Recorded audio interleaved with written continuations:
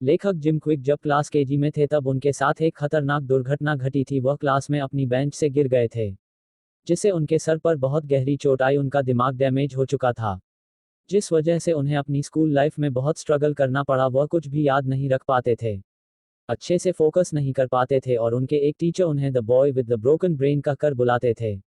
Gym ने यह मान लिया था कि उनका ब्रेन डैमेज है। वह बाकी बच्चों की तरह नेचुरल रीड नहीं कर सकते, वह बहुत ही स्लो है, लेकिन उनका मानना था कि वह अपनी मेंटल एबिलिटी को स्ट्रांग करके क्लास के बाकी बच्चों के लेवल तक जा सकते हैं। इसके लिए उन्हें अपने ब्रेन को ट्रेन करना होगा, उन्हें अपनी लर्निंग स्किल्स बढ़ानी होगी क्योंकि वह पहले से ही बहुत पीछे हैं। इसके बाद उन्होंने बुक्स रेड करना शुरू कर दिया और नई नई टेक्निक्स अप्लाई करके जिम ने बुक रीडिंग से अपने दिमाग की ट्रू पोटेंशियल को अनब्लॉक किया। 16 साल की उम्र तक वह ठीक से पढ़ तक नहीं पाते थे और आखिरी 30 साल से वह हर हफ्ते एक बुक पढ़कर खत्म कर देते हैं। आज हम जिम क्विक की बुक लिमिटलेस से कुछ ऐसे लेसन्स जानेंगे जिससे आप भी अपने लर्निंग एबिलिटी को बढ़ा पाओगे और पहले से तेज किसी चीज को सीख पाओगे। 1 4 3 2 1 मेथड। अगर आप यह सोचते हो कि आप किसी चीज को अच्छे से नहीं सीख सकते तो आप अपने आप को इम्प्रूव करने के चांसेस को भी खत्म कर रहे हो। अपने आप को लिमिटलेस बनाने के लिए हमें ऐसे सोचना होगा जैसे हम जो भी चाहे वह प्राप्त कर सकते हैं। इस विधि से हम अपनी मेंटल एबिलिटी को इंक्रीज कर सकते हैं। आपको एक बुक उठाकर 4 मिनट तक अपनी नेचुरल स्पीड से पढ़ना है और 4 मिनट बाद आपने जहां तक पढ़ लिया है वहां तक मार्क लगा दीजिए। अब आप 3 मिनट तक के लिए अपने टाइमर सेट कर लो और फिर से पढ़ना स्टार्ट करो। आपको इन 3 मिनट में उस मार्क तक पढ़ना होगा जहां पर आपने मार्क लगाया था। अब यही टास्क को 2 मिनट के लिए करो और आखिरी में 1 मिनट के लिए इस टास्क को करो। अब इस एक्सरसाइज के बाद फिर 4 मिनट का टाइमर सेट करो और कंफर्टेबल ही पढ़ना शुरू करो विदाउट एनी लिमिट। अब आप नोटिस करोगे कि आप 4 मिनट में पहले से कहीं ज़्यादा पढ़ने लग गए हो। सिंपल, आपका यह मानने से कि आप फास्ट रीड कर सकते हो, आपके दिमाग ने इस बात को एक्सेप्ट किया और आपको फास्ट रीडर बना दिया। 2 पढ़ने की 3 बुरी आदतें।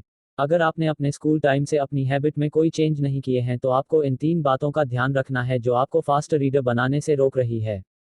1 रिग्रेशन। रीड करते समय हमारा ब्रेन कुछ वर्ड को ऑटोमेटिकली बार बार पढ़ने लगता है जिस वजह से हमारी रीडिंग स्पीड स्लो हो जाती है। इस आदत को छोड़ने के लिए लेखक कहते हैं आपको पेस का उपयोग करना चाहिए।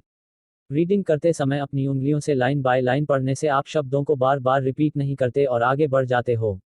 2 सबवोकलाइजिंग। बचपन में हम बोल बोल कर रीड करते थे और बड़े होने पर भी हमारी यही आदत रह जाती है और हम वर्ड को स्पेल करके रीड करते हैं।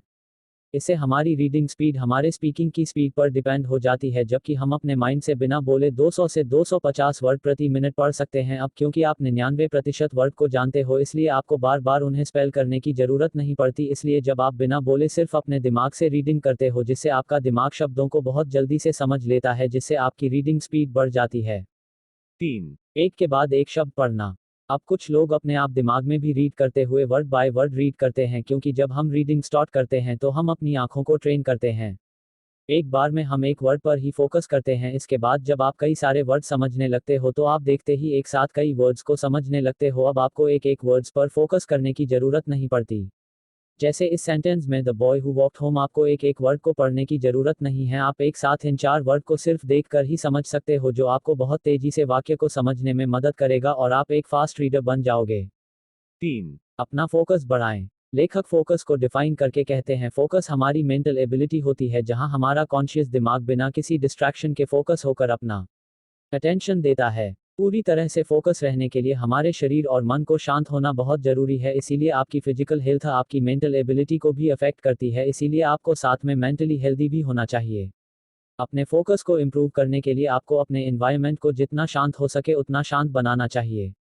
कोई भी डिस्ट्रैक्शन ना हो, आप अपने मोबाइल को साइलेंट कर दो, सभी डिस्ट्रैक्शन से दूर रहो। लेखक कहते अगर आपको एक जगह फोकस करने में दिक्कत होती है और आप बार बार डिस्ट्रैक्ट होते हो तो आपको डिस्ट्रैक्शन को यूज करके अपने फोकस को रिगेन करना चाहिए, जिसे लेखक 4-7-8 ब्रीदिंग टेक्निक कहते हैं। जब भी आप अपने काम से डिस्ट्रैक्ट होने लगे तो अपने मुंह से गहरी सांस छोड़ो, फिर अपने मुंह को बंद करके अपनी नाक से सांस लेते हुए सांस अंदर तक खींचते हुए 4 तक काउंट करो। अब 7 सेकंड तक अपनी सांस को रोक कर रखो और 8 सेकंड तक धीरे धीरे अपनी सांस को छोड़ो। आपको जब भी लगे कि आप फोकस नहीं कर पा रहे हो तब यह एक्सरसाइज जरूर करो। 4 असीमित प्रेरणा। लेखक मोटिवेशन को डिफाइन करते हुए कहते हैं कि मोटिवेशन एक एनर्जी होती है जो काम को करने के लिए जरूरी होती है। जैसे अपने दोस्तों के साथ घूमने के लिए आपको एनर्जी चाहिए, वैसे ही सुबह स्कूल कॉलेज या फिर किसी बोरिंग काम को करने के लिए एनर्जी चाहिए जिसे हम मोटिवेशन कहते हैं। अब कुछ काम करने के लिए हमें ज़्यादा मोटिवेशनल एनर्जी की ज़रूरी नहीं होती, जैसे टीवी देखना, गेम खेलना, मोबाइल चलाना। इन कामों को करने के लिए हमें कोई मोटिवेशन एनर्जी की ज़रूरत नहीं होती। वही हमें पढ़ाई करनी हो या खुद को इम्प्रूव करने के लिए काम करना है या फिर आपको डेली जिम जाना हो, तो ऐसे कामों के लिए हमें बहुत ज़्यादा मोटिवेशनल एनर्जी की ज़रूरत पड़ती है। और लेखक कहते हैं कि हम इस एनर्जी को क्रिएट कर सकते हैं। लेखक हमें मोटिवेशन का एक सिंपल फॉर्मूला देते हैं। मोटिवेशन इक्वल्स पर्पस गुना एनर्जी गुना स्मॉल स्टेप्स। मोटिवेटेड रहने के लिए आपके पास एक मीनिंगफुल पर्पस रहना चाहिए जो आपकी लाइफ में वैल्यू ऐड करता हो, और उस काम को करने के लिए आपको एनर्जी चाहिए जिससे कि आप उसे अच्छे से सीख सको। जैसे आप इस पोस्ट को पढ़ रहे हो तो यह आपकी मोटिवेशनल एनर्जी को कुछ लेवल तक बढ़ा रहा है। और आखिरी में आपको मोटिवेशनल रहने के लिए छोटे स्टेप से लेना चाहिए। छोटी छोटी एक्शन लेने से आप अपने मोटिवेशन को और भी बढ़ाते रहते हो। 5. प्रभावी तरीके से पढ़ना। दोस्तों, इमेजिन करिए आपको अपने स्कूल में इंग्लिश की स्टोरी बुक को रीड करने के लिए फोर्स किया जा रहा है। वहीं दूसरी तरफ आपका कोई मेंटर या कोई सक्सेसफुल पर्सन आपको कोई बुक दे रहा है और कह रहा है कि इस बुक में वह सारे सीक्रेट है जो आपको अपनी लाइफ में सक्सेस हासिल करने के लिए मदद करेंगे। तो आप कौन सी बुक ज़्यादा अच्छे से समझकर और इफेक्टिवली पढ़ पाओगे? इसमें कोई शक नहीं है, आप अपने मेंटर की बुक को ही पढ़ना पसंद करोगे, क्योंकि आप उस बुक को पढ़ने के लिए एक्साइटेड होगे। बुक को पढ़ने के लिए आप उत्साहित रहोगे तो आप ज़्यादा अच्छे से उस बुक की बातें सीख पाओगे। लेखक कहते हैं लर्निंग स्टेट डिपेंडेंट होती है। हम अपने स्कूल एजुकेशन में अपने इंटरेस्टेड नहीं होते क्योंकि स्कूल बुक बहुत बोरिंग होती है। हम उतनी उत्सुकता से नहीं सीखना चाहते हैं, बल्कि हमें सीखने के लिए फोर्स किया जाता है। इसीलिए लेखक कहते हैं कि हमें कुछ भी करने से पहले अपनी उत्सुकता को बढ़ाना चाहिए। इसके लिए आप अपने आप से 3 सवाल पूछ सकते हैं। 1. इससे मेरी लाइफ में क्या पॉजिटिव बदलाव हो सकते हैं? 2. इस बुक को पढ़ने से मेरी नॉलेज कितनी बढ़ सकती है जिससे मुझे भविष्य में मदद मिल सके? 3. क्या मैं सीखी हुई बातों को अपनी लाइफ में प्रैक्टिकली अप्लाई कर सकता हूँ? 6. असीमित दिमागी क्षमता। लेखक कहते हैं हमारा माइंडसेट हमारी सेल्फ टॉक से बनता है। हम खुद से अकेले में क्या बात है करते हैं उससे बनता है। जहां लोग खुद से यह कहते हैं कि उनकी लाइफ में सब कुछ खराब चल रहा है, वह खुद को कभी बदल नहीं सकते, तो आप सच में खुद को कभी बदल नहीं पाएंगे, क्योंकि आप जो भी कुछ खुद को बोलते हो आपका दिमाग वही सच मानकर उस पर एक्शन लेने लगता है।